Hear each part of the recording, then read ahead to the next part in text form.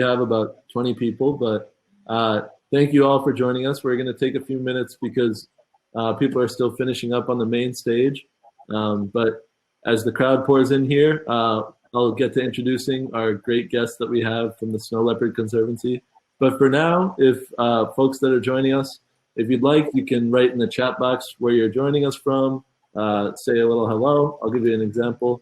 So I'm tuning in now on the chat box. A little hello from San Francisco.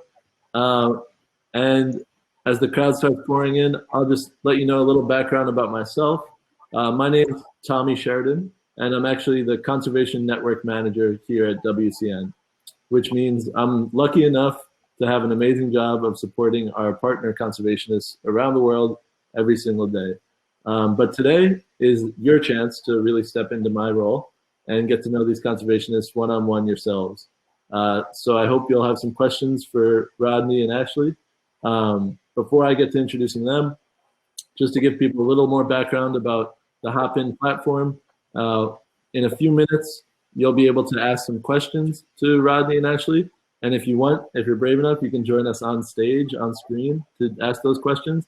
To join on screen, you just click the little button on the top right of your screen that says request permission to join. And so if you'd rather not join on camera and you want to just ask a question in the chat, you're also welcome to do so. On the right side of your screen, you can type in any questions you have, and we'll be sure to read them to Rodney and Ashleigh.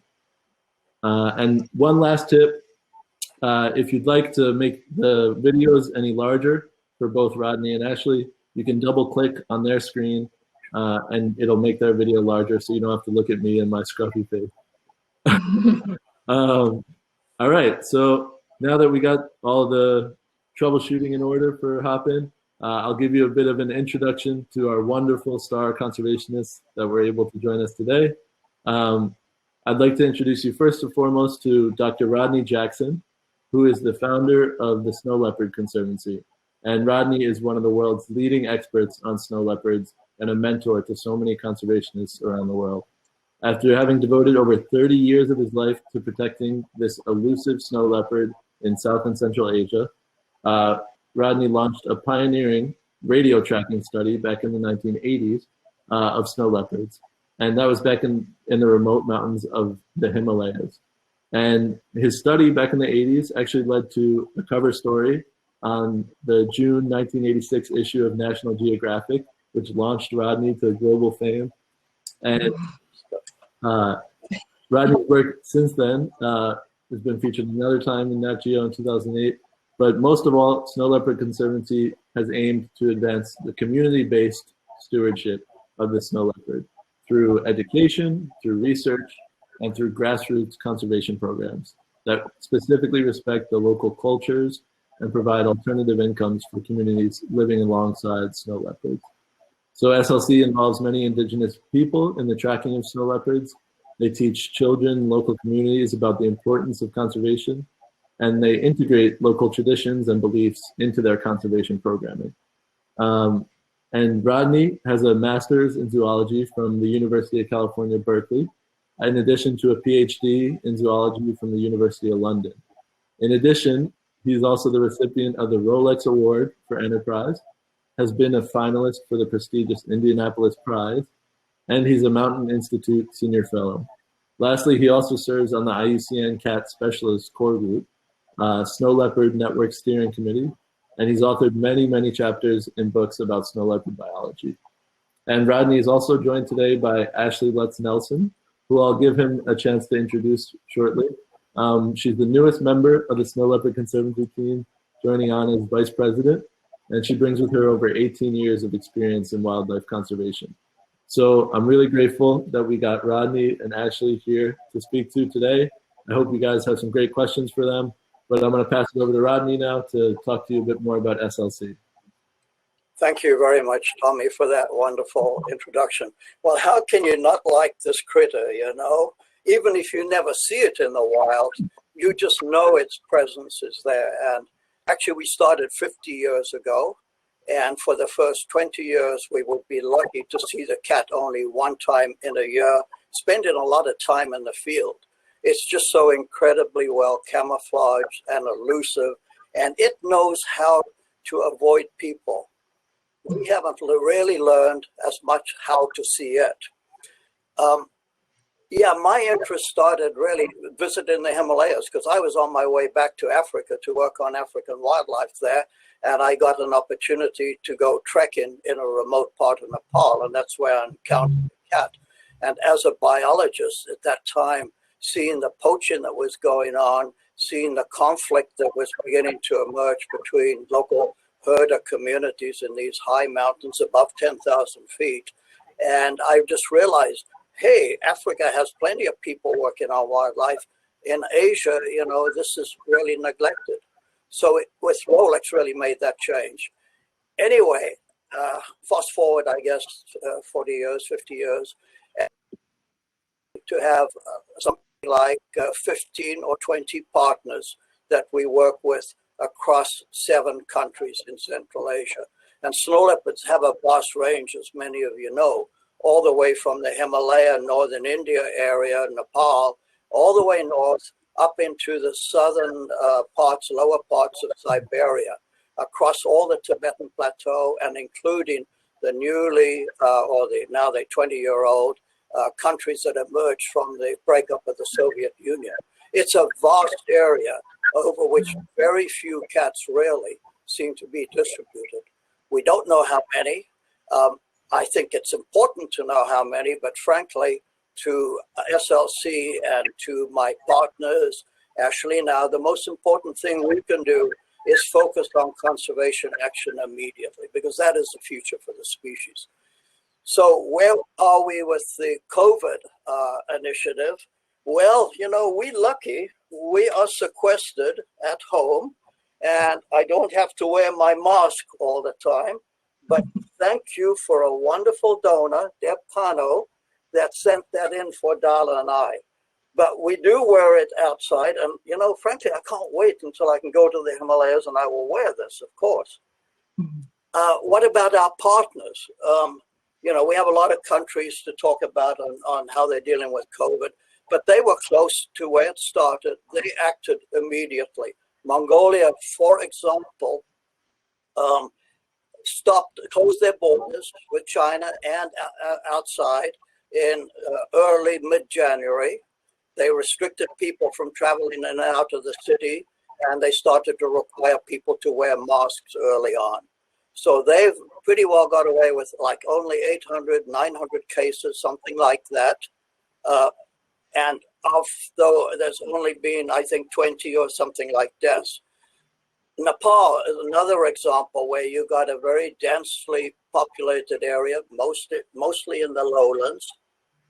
And there are about 400-500 cases right now, but the government's been very proactive. They've forced everybody to stay at home. It's locked down for 23 hours a day. They can go out for 1 hour at 7 o'clock in the morning. That is it. They get fined if they go out. So that's a very aggressive move for a country that really has to control the number of people moving around. Anyway, enough on COVID. I think they're dealing with it. They're resilient people, and you know, they understand what they have to do. I really want to introduce Ashleigh, because poor Ashleigh, what a time to come on board as the vice president for Snow Leopard Conservancy. Her first day of employment was April 1, and of course she has yet to come to the office. But already, thanks to, I suppose, Zoom and other means, telephone, we're really able to jump on it. And I think we see it as an opportunity for us to get on Zoom calls with partners overseas. And Darla, on the land of snow leopard, which we can talk about later, has had Zoom conversations of up to 30 people at a time in 5 or 6 countries, in Russia, Mongolia, Kyrgyzstan, Tajikistan, US, you name it. And so we see this as a chance to find out what has been working well, what do we need to improve, how can we help people. And I'm very glad to say our board has stepped up, and we will be sending out a message to everybody that if they need our help, please contact. We will do whatever we can for them. So on that note, I will turn it back to you. All right. And well, thank you. Of course, you might want to say a word there. Yeah, I'll give Ashleigh a chance to introduce herself. We're so happy to have you on board. In the meantime, I'm also going to try to bring on a few people up to the screen. So I'm going to add David Thompson and Ruby Kilnani. But Ashleigh, if you want to give a chance to introduce yourself and tell us a bit about how you're connected with SLC now. Yes, thank you so much.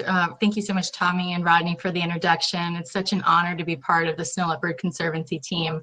My background is mostly in ex situ conservation, working in zoological facilities, working directly with wildcats, and conservation breeding programs and research, working with the cats that directly benefit their wild populations.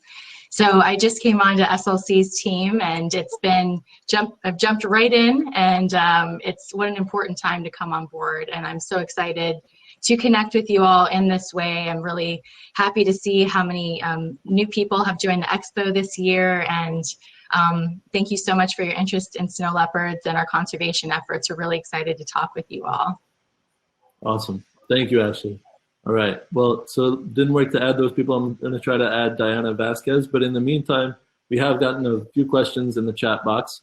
So I'm going to ask a question that came in from Stacy Collins. She asked, can you guys tell us how many snow leopards there are now in the wild, an estimate? And if so, can you tell us more about how do you count them with camera traps and other devices? Mm-hmm. Well, I can't answer how many there are in the wild because we frankly don't know. They're so difficult to enumerate. But the estimate, it's a guesstimate really, is somewhere between 4,500, maybe as many as 7,500. They're sparse and they're over a vast area. They have large home ranges. So how do you count and census something like that? There is an international effort called GSLEP, Global Snow Leopard Environmental Protection Plan, that involves all 12 snow leopard range countries, that is aiming to bring a standardized technique into the field to count snow leopards. And camera traps stand out at the forefront of that. The problem is when you think you got to climb up 4,000 feet of a mountain range, you've got to walk 2 days and carry the camera traps. It's not an easy undertaking. And even when you put the camera traps up, there are a lot of cats that are pretty sensitive and will avoid areas where there are traps. So that's a difficult technique, I think. And there's also misidentification from the pictures. It's quite hard to match them, the spot patterns actually, although all snow leopards have a unique spot patterning. The other technique that I would like to see more utilized involves non-invasive genetics, where we take the scats, the drop-ins of snow leopards, we collect them carefully so there's no contamination, and we send them to labs that have the specialized equipment to be able to analyze them. And we're at the point now where we can identify individuals, and from those number of individuals and how often they get retrapped, you can make a very reasonable population estimate. You can also figure out who's related to who. If you collected scats from human wildlife depredations of livestock, you might be able to identify individuals that are problem animals. So there's a lot of techniques available. The hardest thing is how do you apply them? Great. Thank you, Rod. Very helpful. All right, I'm going to try to add two more folks, Brad Nelson and Monica Tyler. In the meantime, Rod, we have a question about, since it's so hard to count snow leopards specifically, can you do anything to monitor their prey populations? Good question. Yes, prey are easier to count because they're more visible, but because of a history of past poaching that now, I think in many areas is getting to be reasonably controlled. Wild ungulates like the ibex and the blue sheep, those are the two big prey species that totally overlap snow leopard range, are wary of humans. So you can walk on the transects, you walk along a footpath counting animals, wherever you can see them on either side. Well, they'll tend to get your scent and disappear before you get there. So this last year, we wanted to try a new technique, and that is to use low-flying drones and fly over the top of the ungulates, following the transects where people have counted them from the ground for 10, 15 years now, and compare the results. Well, not surprisingly, a drone is moving fast, and with a thermal camera, temperature sensing camera, it's going to sense an animal that has a high body temperature against the background. and you're going to be able to enumerate them quite accurately.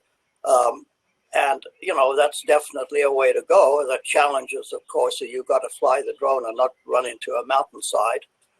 And you fly in at high elevation, which is another big challenge. So again, I think that technique might be refined over time. There may be other ones that come up with the newest generation of conservationists. Amazing. Yeah, and we'll probably have a bit more to share with you guys later on about drone footage, a little exclusive video that I'll share at the end of this session. In the meantime, I'm going to add one more person named Ada Barbie, and we have a question from Paige Al. Paige asked, I have read that the species is being threatened by habitat fragmentation. What is being done to maintain gene flow between different populations that are segmented? Ashleigh, you might want to take this one. Yeah. Oh, actually, I'll let Rodney take that one. Okay. What has been done? Yeah, it's a big challenge. So the first step we need to do is to identify where snow leopards occur and where the densest populations are and get protection on those. So there's been computer modeling using GIS sort of models to identify where the best habitat is and overlay that with known sightings and then come up with a list of what we might call conservation areas or conservation units of the snow leopard, and then attention gets focused on that. Then the next step, of course, is these are isolated areas. They're not interconnected across the range. Snow leopards are found in what are generally occur as linear mountain ranges, except for the Tibetan Plateau. But in the plateau, they don't like flat rolling countryside. They're in steep, rocky areas, so they're very restricted. We can map that distribution of habitat, and we can identify from genetics, actually, where the likely connections are between the different species, the interbreeding. And then those will identify for the G-slip what the priority areas are for conservation action. Got it. Incredible. One more question along the lines of human-wildlife conflict with snow leopards. So we heard a few times from different speakers throughout the day today about the potential for livestock guard dogs to help with reducing conflict between cheetahs and other wildlife and livestock. And we have a question from Marjorie, who asked, are livestock guard dogs at all being used for snow leopards? And if so, how successful are they in deterring livestock depredation? Ashleigh, do you want to start on that? I know you actually just been in for a month. She's learning a lot of stuff. If you'd like to take that, I could talk about our One Health initiative. Yeah. But if you want to talk about the livestock guardian dog program first, let's follow up on the bigger picture, really, because that's really important in terms of COVID-19 and transmission between wildlife and domestic stock. So dogs have a lot of herders will have dogs. But their general opinion about livestock guardian dogs is that they are deathly afraid of snow leopards. Snow leopards come at dark, at night. They're not visible. So you might put a big dog out there, but the dog doesn't know that, it's big and it can't see the snow leopard out there very well. So it's very hesitant. It's not a guard dog. And also, I know I've got one picture that came out of China, just incredible, of a snow leopard and a dog lying 10 feet apart from one another. Wow. But that guard dog is not going to do its job, obviously. It's just not going to work. So what do? We have to reduce the accessibility of snow leopards getting close to livestock, especially at nighttime when livestock are in their enclosures, their nighttime enclosures. So we are working on electronic devices that are motion censored and that would turn on a light when it gets dark. And snow leopards do seem to be staying away from lights. I know we get in some background. I don't know if that's me or what. You sound good. And we just started deploying these. We understand that there's a lot of learning and research that needs to go in and comparison between herders that have the fox lights and those that don't, and see who ends up losing the most, other factors being equal. It's promising, but we need to ramp it up to the next step. And to ramp it up to the next step, we really need a camera trap that's intelligent, that will be able to recognize a wolf or a snow leopard or a brown bear for that matter, and then turn on an additional aversive stimuli, we call them, something to give pause to the predator, such as a loud noise, such as a herder shouting, whatever, electric shock if they touch something. This is what we are working on right now. And the one goal was to keep them out of corrals, but there's hundreds of thousands of corrals, so the cost of scaling up would be enormous. The next session we thought about is a village guard, where a few of these cameras, maybe 4 of them, could protect an entire village if we were to put it up on the ridge lines surrounding the village and intercepting the cat before it came there and turned it. If it could turn the cat away, that would be our goal. But ultimately, I think dealing with this human-wildlife conflict involves improved livelihoods for people so that they diversify their sources of income and they can depend on some depredation occurring or fewer livestock. The prevention, obviously, of the depredation, and a broader One Health that I want to hand over to Ashleigh to talk about, that we use in this opportunity of the COVID-19, that we can't be out in the field, to design a project so as soon as access is lifted again, we can move ahead with starting to implement it in stages. Ashleigh. Yes, since conflict is one of the major issues threatening snow leopards, retaliatory killings against depredation. One of the initiatives that we started in collaboration with San Francisco Zoological Society and International Veterinary Outreach was to provide veterinary services to and training to these communities in these remote areas that are at high risk of conflict with snow leopards. So working with the herders to improve how their livestock health could increase production, milk production, which they make butter and cheese from the livestock, from the yaks that they have, which is their main livelihood. So working with them to improve animal health also improves human health and also ecosystem health. So looking at grazing patterns and trying to find sustainable ways to have healthy ecosystems. So looking at it broadly as a One Health perspective, also emerging threats, identifying diseases that could spill over from the domestic livestock and wildlife into the wild populations. There was a study just done this last year that the paper's in press right now about canine distemper virus becoming an emerging threat to wildlife in the region that we're launching this project in the Narfu Valley in Annapurna Conservation Area in Nepal. So there's no more important time to focus on One Health, ecosystem health, human health, animal health, all being interconnected. Thank you, Ashleigh.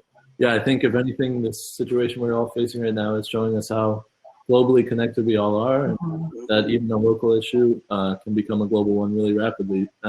Along those lines, we got a question from Jenna Sugar in the group chat, and she asked, what effects on snow leopard populations are you expecting to see with respect to climate change?